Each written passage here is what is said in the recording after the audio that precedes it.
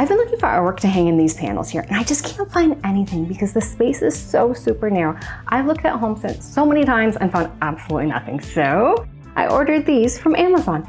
They're the right size, they're perfect, but the color, it's a bit like way too shiny bright gold. So I'm on it, and I'm gonna be testing out 3 different products to see if I can turn these bright shiny gold frames into some vintage looking antiques.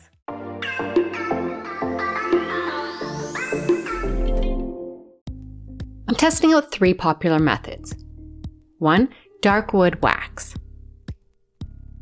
2, gel stain.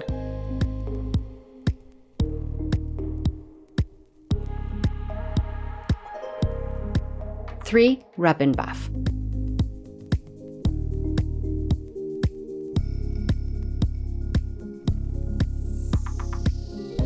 I'm applying each one to a separate frame.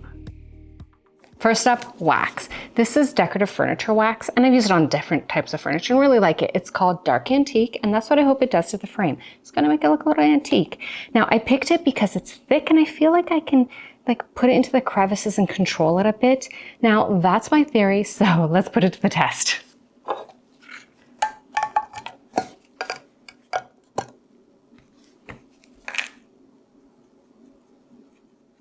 Ooh, it does darken it up. Nice. All right, this looks way more antiqued. Yeah, it's cool. It's really easy to do. You just brush it on, add as much as you want, wherever you want.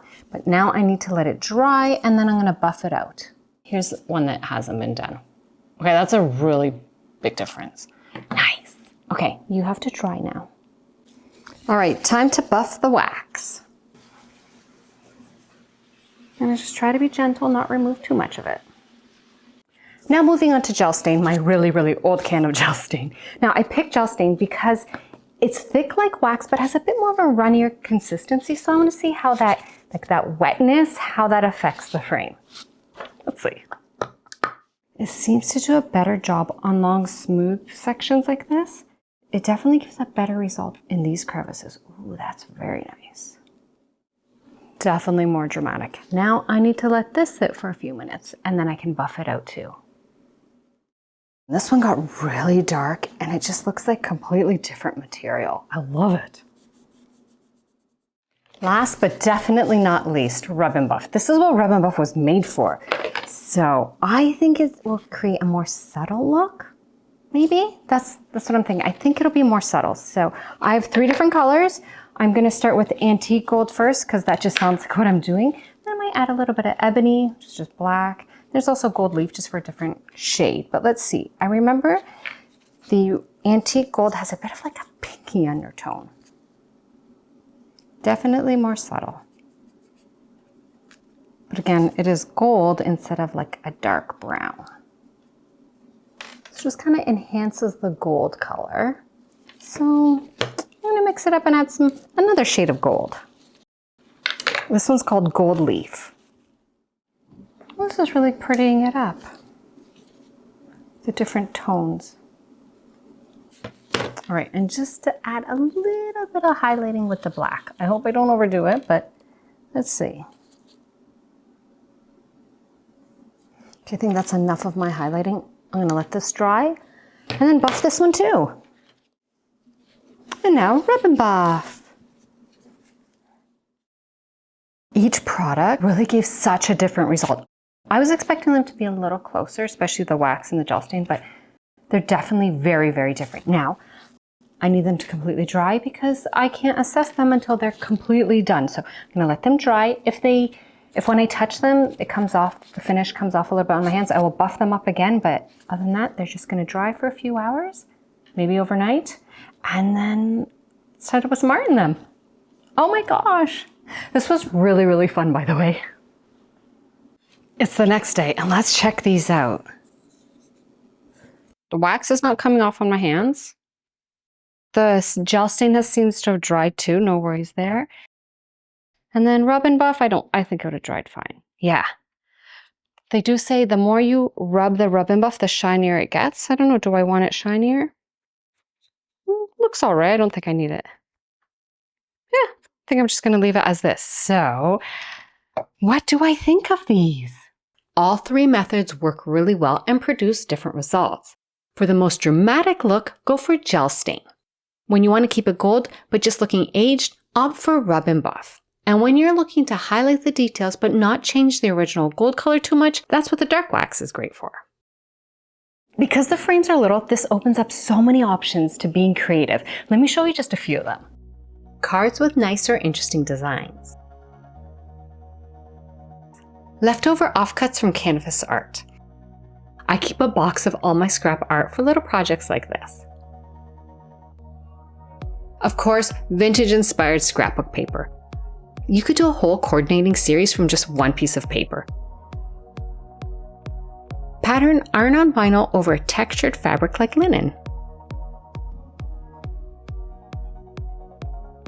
And of course, actual art. This canvas is from the Dollar Tree, and I really like how the butterfly looks in the oval frame. There are so many fun things you can use to frame in these minis. I've picked my 3 images and here's my plan. I'm going to cut the images just a little bit bigger than the final size. Then I'm going to glue them on with spray glue, Super 77 spray glue, onto this cardstock that I've been using as my backdrop, and then cut that down to more of an appropriate size, and then just hot glue it onto the frame. Pretty simple. All right.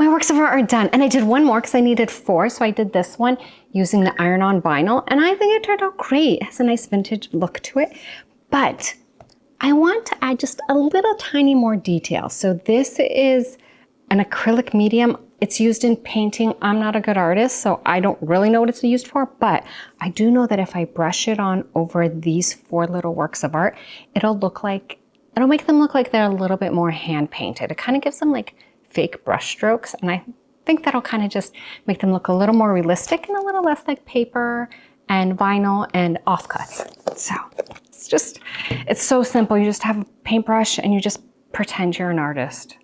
I actually really like doing this. I think it's fun. Oh, and it is white, but it dries clear, which is great. And if you want to leave any high spots, you just kind of clump it on and that's it. So which one should I do first? Oh, I'm gonna do this one here that has like the steeple or something. Yeah, just gonna paint away just randomly so it looks like brush strokes.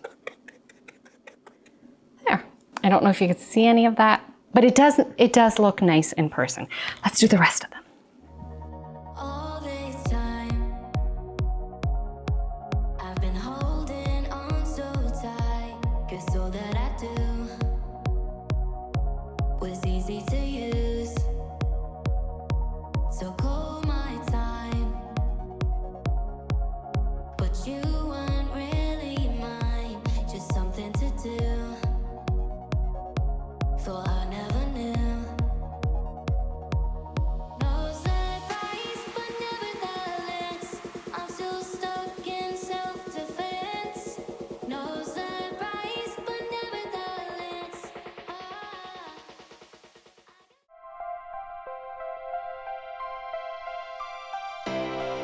Here they are, transformed and hung up.